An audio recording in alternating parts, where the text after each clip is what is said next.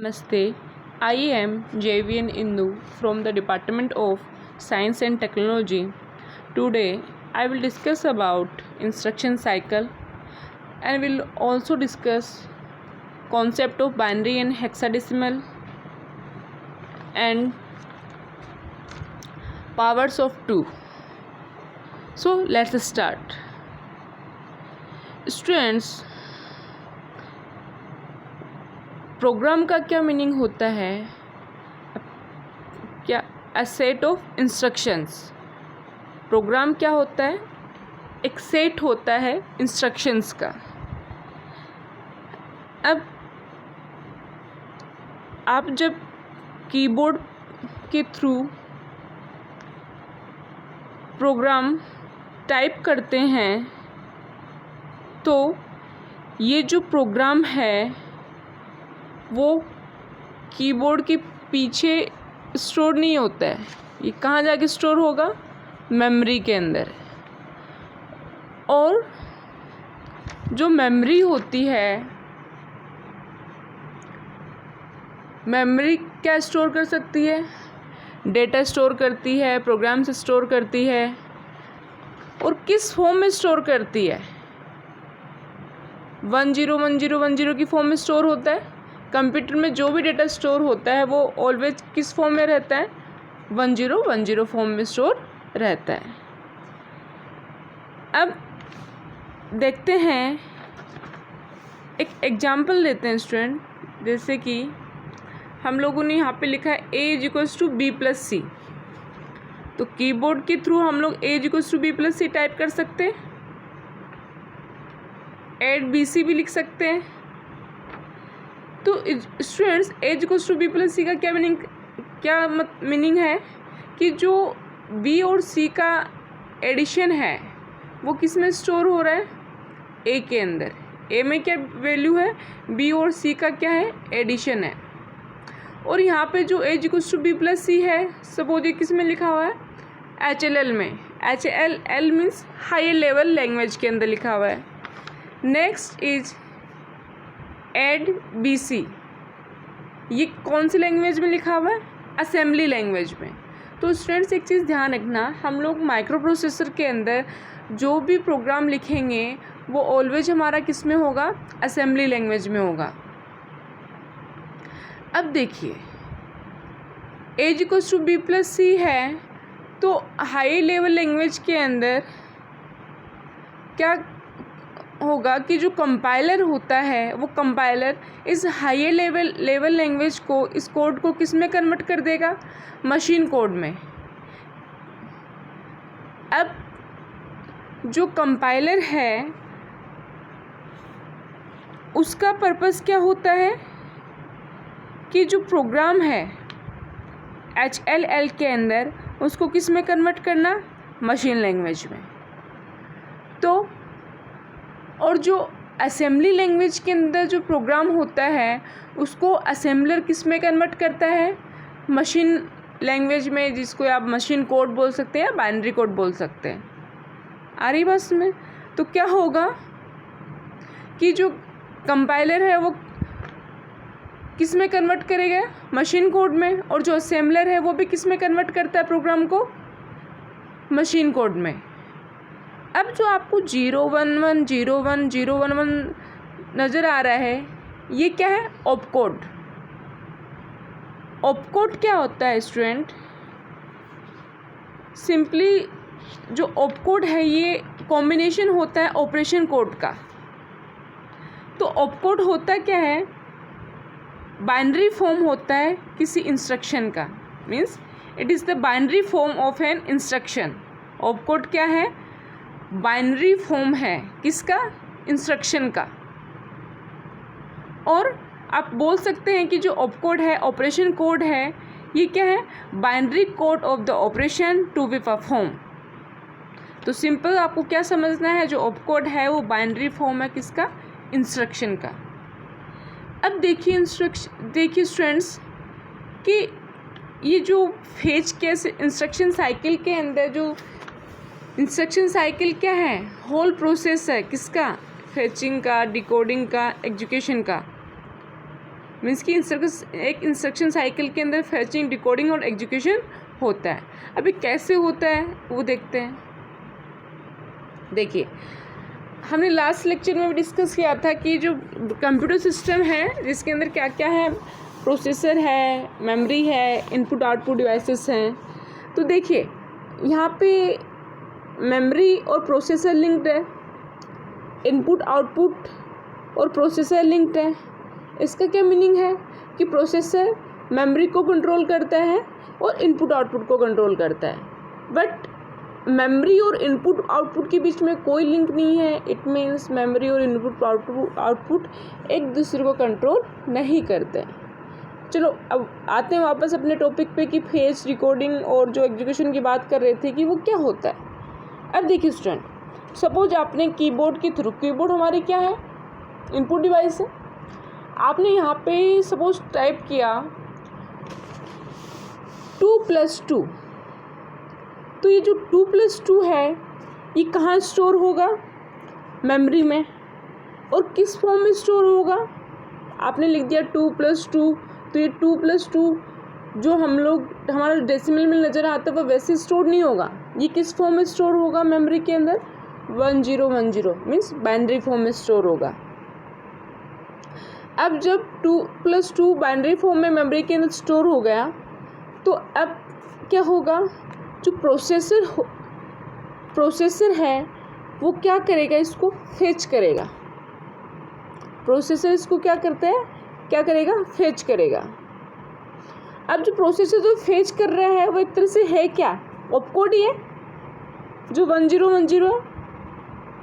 Binary form जो होता है वही क्या होता है, इंस्ट्रक्शन का जो बाइनरी फॉर्म होता है वो हमारा क्या होता है, ऑपकोड होता है। आई बस में, तो प्रोसेसर क्या करेगा, फिर इसको फेच करता है। अब देखिए, अब फेच करने के बाद में प्रोसेसर क्या करेगा, इसको एग्जीक्यूट करेगा। लेकिन क्या आप 101010 की फॉर्म को समझ पाएंगे कि जो 2+2 जो है उसका रिजल्ट सपोज प्रोसेसर के अंदर जो सर्किटरी है उसके थ्रू 4 आ गया, तो लेकिन वो 1010 फॉर्म में अगर एग्जीक्यूट हुआ, प्रोसेसर ने उसको 1010 के फॉर्म में एग्जीक्यूट किया, तो क्या आप लोग समझ पाएंगे उसको, नहीं समझ पाएंगे। तो फेचिंग के बाद में प्रोसेसर डायरेक्टली इसको एग्जीक्यूट नहीं करता है, उससे पहले एक और प्रोसेसिंग होती है, एक और स्टेप इन्वॉल्व होता है। वो कौन सा होता है, डिकोडिंग का। अब देखते हैं कि डिकोडिंग क्या होता है भैया। अब देखिए स्टूडेंट्स, ये अब डिकोडिंग को समझाने के लिए मैंने एक एग्जांपल यूज किया है। अब उस एग्जांपल के अंदर क्या है कि हम लोगों ने एक सिंपल प्रोसेसर यूज़ किया है। तो इस प्रोसेसर के अंदर क्या है, एक डिकोडर यूज किया है। यहाँ पे 2⁴ डिकोडर है। इट मीन्स इस डिकोडर में इनपुट्स कितने होंगे, 2, और आउटपुट कितने होंगे, 4। अब देखिए, सबसे पहले ये जो प्रोसेसर है वो क्या कर सकता है, इस प्रोसेसर के अंदर 4 इंस्ट्रक्शन है और हर एक जो इंस्ट्रक्शन है उसका यूनिक ऑपकोड है। ऑपकोड क्या है, इंस्ट्रक्शन का बाइनरी फॉर्म होता है। अब सपोज हमने कंसिडर कर लिया कि जो 00 मेमोरी के अंदर आपको नज़र आ रहा है, 0001 1011, तो ये क्या है, ऑपकोड है।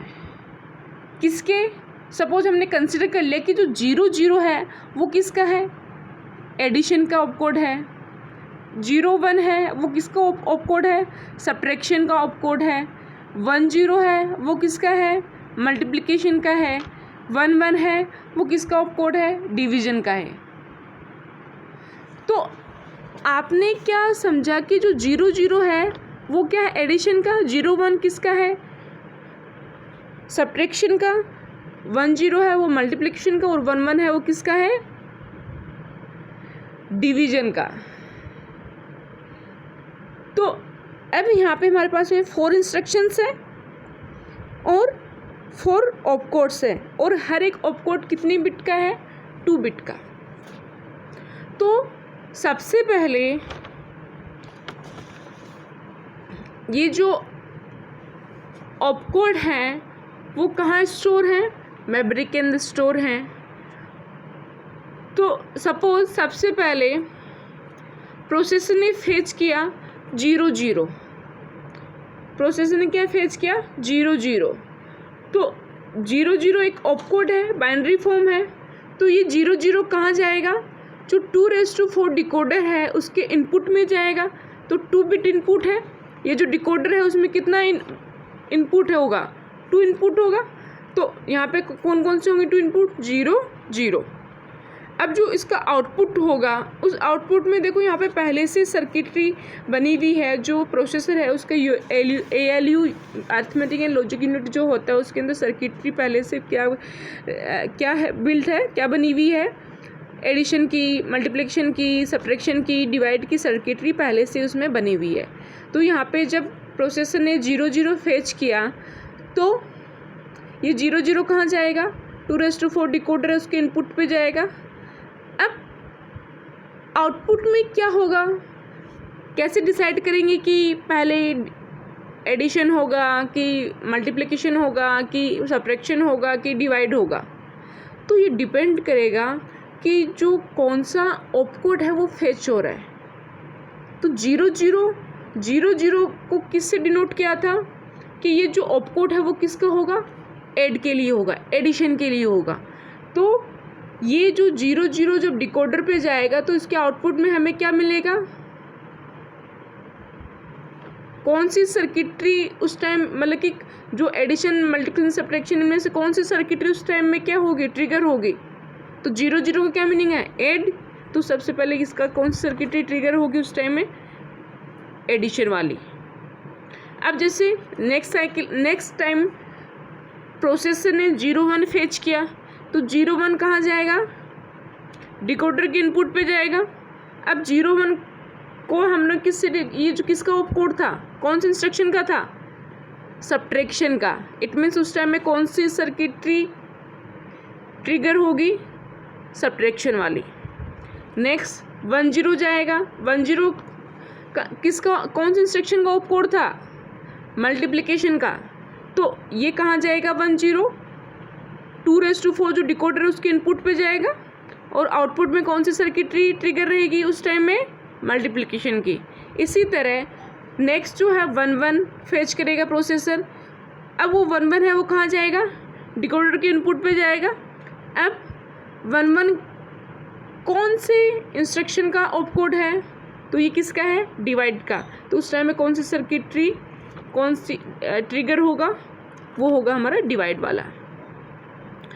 तो इससे आपको क्या समझ में आया कि 00 01 10 11 को पहले से ही हम लोगों ने डिनोट कर दिया है कि 00 का क्या मीनिंग है, ऐड, 01 का क्या मीनिंग है, सब्ट्रैक्शन, 10 का क्या मीनिंग है, मल्टीप्लिकेशन, 11 का क्या मीनिंग है, डिवाइड। तो ये क्या हो गया, एक तरह से डिकोडिंग हो गया ना।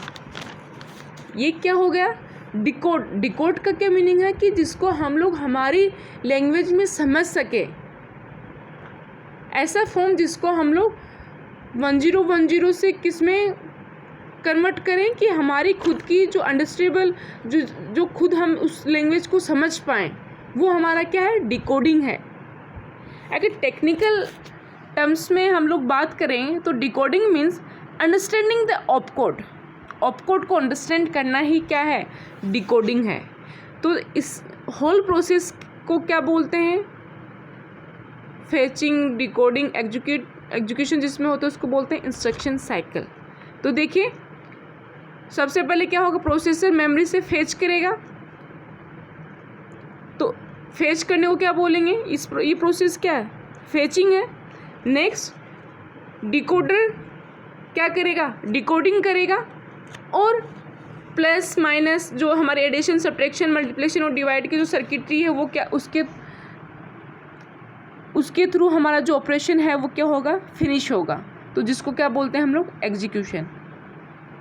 तो यहाँ पे फेच, डिकोड, एग्जीक्यूशन, ये सब दो जो एंटायर प्रोसेस है उसको हम लोग बोलते हैं इंस्ट्रक्शन साइकिल।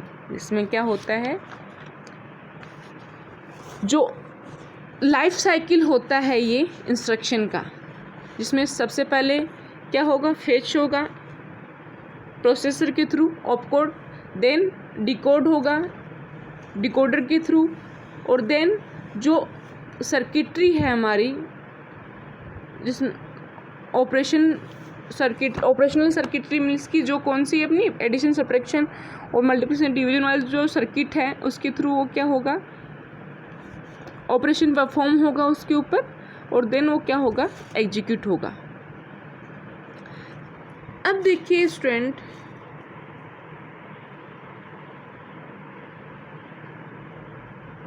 आपको ये चीज़ समझ में आया कि जो मेमोरी है उसमें 10 की फॉर्म में डेटा स्टोर रहता है, प्रोसेसर एक ऑपकोड को फेच करता है, देन इसके अंदर डिकोडिंग एलयू जो यूनिट है उसके अंदर डिकोडर की सर्किटरी रहती है जो इसको डिकोड करेगा, और देन प्रोसेसर इसको क्या कर देगा, एग्जीक्यूट कर देगा। तो देखिए स्टूडेंट्स कि माइक्रो प्रोसेसर के अंदर हम जो प्रोग्राम लिखेंगे वो कौन से लैंग्वेज में लिखेंगे, असेंबली लैंग्वेज में। तो अब ये जो आपने कीबोर्ड के थ्रू जो टाइप किया असेंबली लैंग्वेज के अंदर प्रोग्राम, तो वो मेमोरी में के अंदर किस फॉर्म में स्टोर होगा, मशीन कोड में या बाइनरी कोड में 1010 की फॉर्म में। तो इस असेंबली लैंग्वेज का जो प्रोग्राम है उसको जो असेंबलर